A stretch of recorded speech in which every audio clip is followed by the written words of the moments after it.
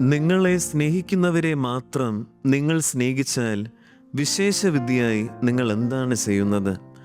വചനയാത്രയിലൂടെ ക്രിസ്തുവിനെ അനുഭവിച്ചറിയുന്ന പ്രിയ ശ്രോതാക്കളെ, ഇന്ന് സഭാമാതാവ് നമുക്ക് വിചിന്തനത്തിനായി നൽകിയിരിക്കുന്ന വചനഭാഗം മത്തായിയുടെ വിശുദ്ധ സുവിശേഷം 5-ാം അധ്യായം 38 മുതൽ 42 വരെയുള്ള വചനഭാഗങ്ങളാണ്. യേശു ക്രിസ്തുവിൻ്റെ കരുണയുടെ ജീവിത സാക്ഷ്യങ്ങളായി തീരുവാൻ ഇന്നത്തെ സുവിശേഷത്തിലൂടെ ക്രിസ്തുനാഥൻ നമ്മെ ഓരോരുത്തരെയും ക്ഷണിക്കുകയാണ്. ക്രിസ്തുവിൻ്റെ കാലത്തുണ്ടായിരുന്ന യഹൂദ നിയമം കണ്ണിന് പകരം കണ്ണ്, പല്ലിന് പകരം പല്ല് എന്നുള്ളത് പ്രതികാരത്തെ അംഗീകരിക്കുന്ന നിയമമല്ല, മറിച്ച് പ്രതികാരത്തെ പരിമിതപ്പെടുത്തുന്ന നിയമമായിരുന്നു. ക്രിസ്തുനാഥൻ ഇതിനെല്ലാം വിപരീതമായി തിന്മയെ നന്മ കൊണ്ട് കീഴടക്കുവാൻ നമ്മെ ഓരോരുത്തരെയും ആഹ്വാനം ചെയ്യുകയാണ്. വലത് കരണത്തടിക്കുന്നവന് മറ്റേ കരണം കൂടി കാണിച്ചു കൊടുക്കുക, ഉടുപ്പ് ആവശ്യപ്പെടുന്നവന് മേലങ്കി കൂടി കൊടുക്കുക, 1 മൈൽ ദൂരം പോകാൻ നിർബന്ധിക്കുന്നവനോട് 2 മൈൽ ദൂരം പോവുക. ഒറ്റനോട്ടത്തിൽ ഇത് കേൾക്കുമ്പോൾ സ്വന്തം സ്വത്വം മറന്ന് മറ്റുള്ളവർക്ക് അടിമയാകാനാണോ ക്രിസ്തു നമ്മെ വിളിക്കുന്നത് എന്ന് തോന്നിപ്പോകും. എന്നാൽ ഒരിക്കലുമില്ല. ക്രിസ്തുനാഥൻ അഹിംസയുടെ പാത ഈ ലോകത്തെ പഠിപ്പിക്കുകയായിരുന്നു.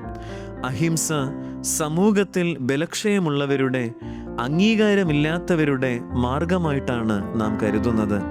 എന്നാൽ അഹിംസ എന്നത് ബലവാന്മാരുടെ ആയുധമാണ്.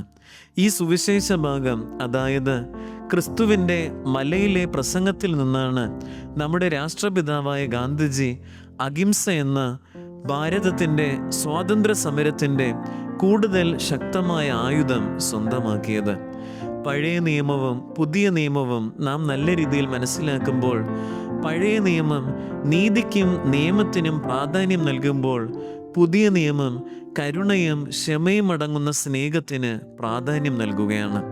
നമ്മുടെ സ്നേഹം സ്വാർത്ഥമായി പലപ്പോഴും ചുരുങ്ങിപ്പോകാറുണ്ട്. ആരോരുമില്ലാത്തവരുടെ, അശരണരുടെ ജീവിതത്തിന് അർത്ഥം പകരുവാൻ, അവരെ ഓരോരുത്തരെയും അവരുടെ നന്മ കാംക്ഷിച്ചുകൊണ്ട് സ്നേഹിക്കുവാൻ നമുക്ക് ഓരോരുത്തർക്കും സാധിക്കണം.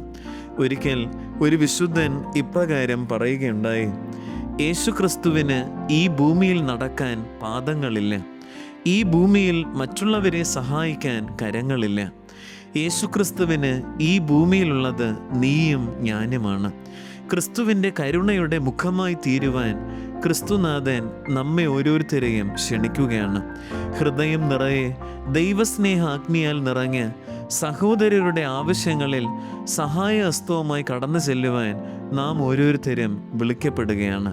അപ്രകാരം സ്വന്തം സ്വാർത്ഥതയും സ്വന്തം ആവശ്യങ്ങളുമെല്ലാം മാറ്റിവെച്ചുകൊണ്ട് മറ്റുള്ളവർക്ക് വേണ്ടി നന്മ ചെയ്യുവാനും മറ്റുള്ളവരുടെ നന്മ കാംക്ഷിച്ച് ജീവിക്കുവാനും നമ്മളാൽ കഴിയുന്ന രീതിയിൽ നമ്മുടെ സഹോദരങ്ങളെ ക്രിസ്തുവുമായി അടുപ്പിക്കുവാനായിട്ടുള്ള കൃപാവരത്തിനായി നമുക്ക് ആത്മാർത്ഥമായി പ്രാർത്ഥിക്കാം.